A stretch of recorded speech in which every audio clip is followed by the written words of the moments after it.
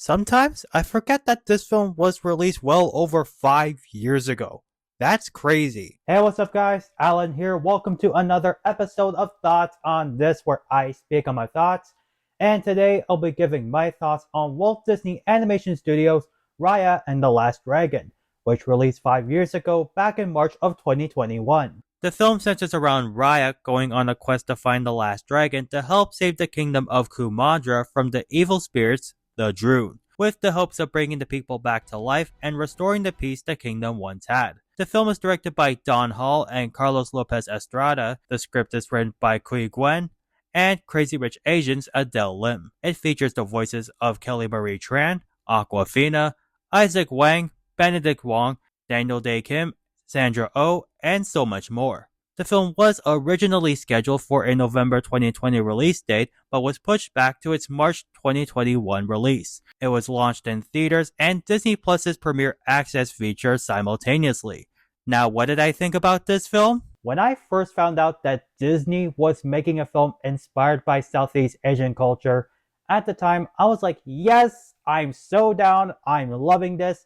I'm Southeast Asian myself, so this was one film that I was looking forward to at the time, and I've seen it a few times since. To me, this is one of Disney's best films of the decade, especially one of my favorites out of the newer Disney films to come out in the last 5-6 years, and sometimes I tend to forget about it.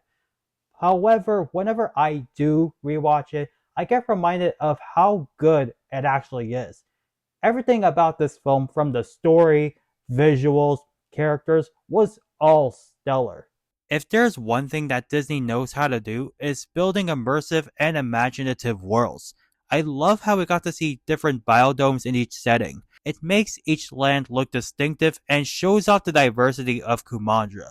It also showcases the authentic Southeast Asian representation from the architect and the buildings and the gorgeous landscaping. Just all the little details from the environments, the outfits, the food, and the fighting styles was nailed in reflecting the Southeast Asian culture. It was all thorough and done perfectly. Even the character designs did a great job in reflecting the culture itself. It not only made each main character unique and distinct, it also showcases how diverse Asia is. And not just the main characters, all the other folks of Kumandra look distinctly Southeast Asian. Another thing that made the film authentic were the action and fighting sequences. The animation made the fight scenes look fluid and well choreographed, like it was real. It was really well animated. And what made it more outstanding was that they gave each character a different fighting style and incorporated types of Southeast Asian martial arts into their style. The payoff was excellent. The rest of the animation might look nearly the same as other Disney animated films that came before it, but there were parts where it was visually stunning. I like that different styles and visuals were integrated in certain moments and scenes, like the scene where Boom was iterating his plan and was shown through this anime comic style, which was very cool to watch. The opening prologue was eye-catching. Having it displayed through a puppet show was extraordinary, and it added more to the cultural authenticity. Plus, the score in that sequence and even the rest of the film added to the tone and feel, and it felt true to the Southeast Asian culture. I really liked the prologue and lore of the film. It's something that Disney hasn't done in quite a while, and it gave us a taste of the action, thrill, and suspense we are getting in for. And the story was fantastic. It was a mythical, epic adventure with moments that are surprisingly dark. It feels like a Shakespearean drama. I thought it added an extra layer to the fight scenes and relationship dynamics. However, the relationships, more specifically Raya and Namari, felt rushed and underdeveloped.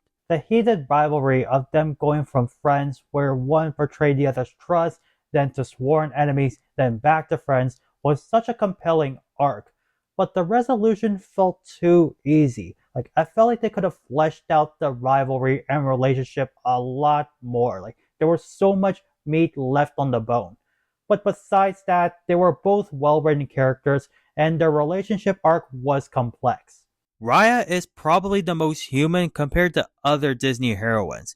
She has flaws and makes mistakes, but she is humbled by owning up to it and learning from it. And Kelly Marie Tran brought all the vulnerability, rage, grit, toughness, and charisma into her voice performance. The range and dynamic feels real, making the character more human.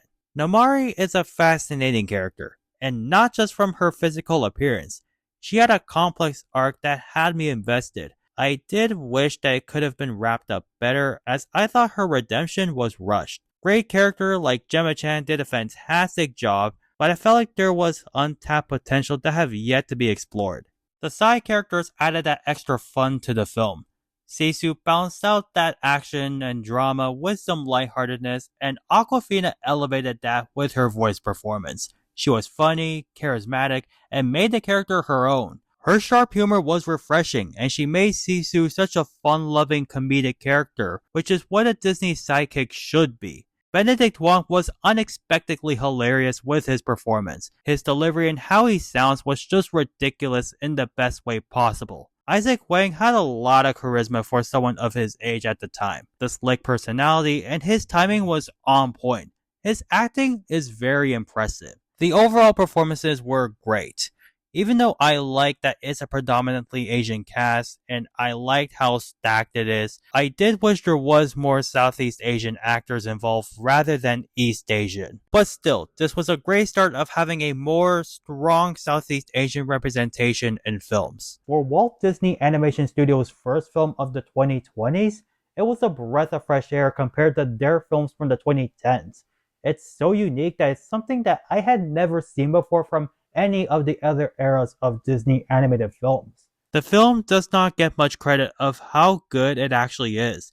It had its writing problems, sure, but the story, world building, characters, and action stands out. This film is something people who are not into Disney musicals are able to enjoy, and it deserves its flowers. Alright, that sums up all of my thoughts on this film, and if you agree or disagree, let me know down in the comments. And if you haven't already subscribed, that would really mean a lot.